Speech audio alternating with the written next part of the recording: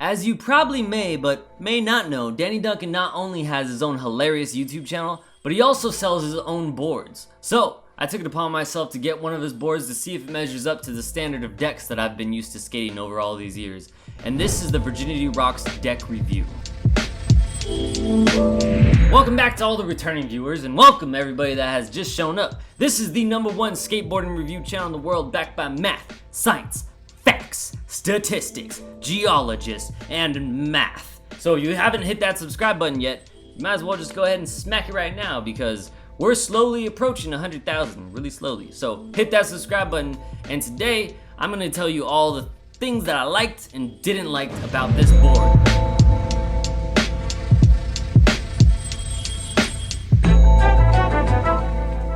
To be honest, I'm not really proud of myself from where I got this board from, so I'm not going to tell you. But what I will tell you is that you can get this board yourself at DannyDuncan69.com, and it cost me $50. Grip tape not included. The description of the board on Danny Duncan's website says, wood skate deck without grip tape featuring a sublimited multicolored image on the bottom. Now, I just gotta tell you, Danny, you gotta kind of work on those descriptions. It's kind of ass. Ass descriptions aside, the board is available in an 8 and a 775. And if you're wondering what those numbers are, it's the width of the board. So an 8 is bigger, obviously, than the 775. So I always think of it as an 8 gives you more room to land on, and the 775 is very skinny. So if you have good little feet, or you're just a little guy, then probably slimmer board might be better for you. But I preferably got a 825 because they had it at the shop that I got it from. Every board is gonna take some getting used to, but some boards take a little bit more getting used to than others. And in this case, I had a really hard time getting used to the shape of this board and how flat it was. Which is strange because typically I really do love a board with really low concave, meaning that the board is pretty flat and it doesn't have a lot of dip in it. But in this case, it was a very odd shape. I had an extremely difficult time distinguishing the nose from the tail because the board's shape was so similar on both ends that I couldn't really tell, at least to me. I did ask a bunch of my friends, which one do you think is the nose and which one do you think is the tail? And all of them were able to tell immediately, but for me, right when I was looking at it and every single time I'd throw my board down, unless the shiny bolts were on the top, I was confused. Eventually I was able to get used to it and get a few tricks here and there.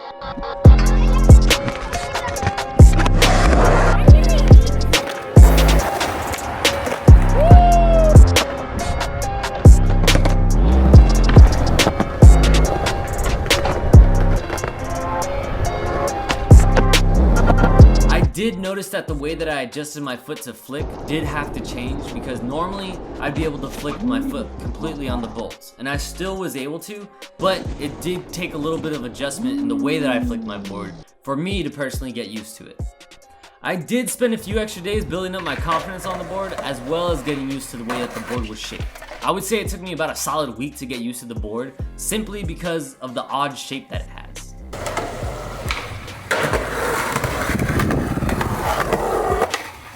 Whenever I go to do a hard flip, I usually land super heavy footed on the tail. But in this circumstance, I did a lot of hard flips and I know for sure I landed super heavy on the tail and no cracks, no snaps, no nothing. So the board feels really solid even when I land pretty heavy on the tail.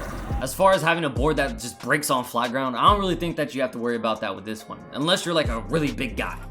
Of course you could skate any board and they probably all have really good pop to begin with, but I'm concerned about how long that pop lasts. Now, I've been skating this board for more than 2 weeks now, and the pop has not really gone away at all. So, I'm really satisfied with how well this board has kept its pop.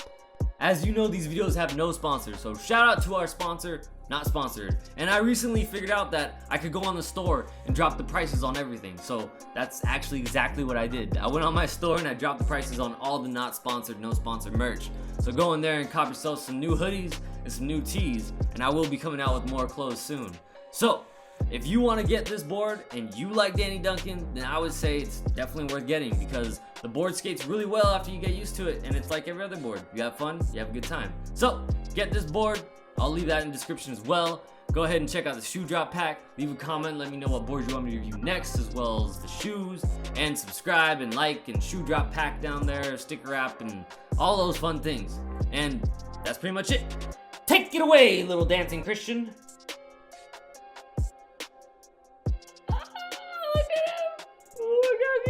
Look at him. Hey! This is what I spend my time doing. This is what I spend my time learning how to do. Little things like this. Look, it's like a little me dancing. Look how cute he is. Hey, get him, guy. Hey! Okay,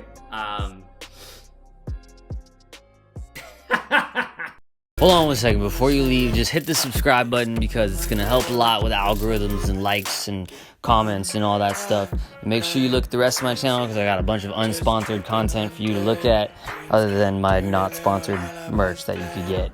But other than that, subscribe and go skate. Later.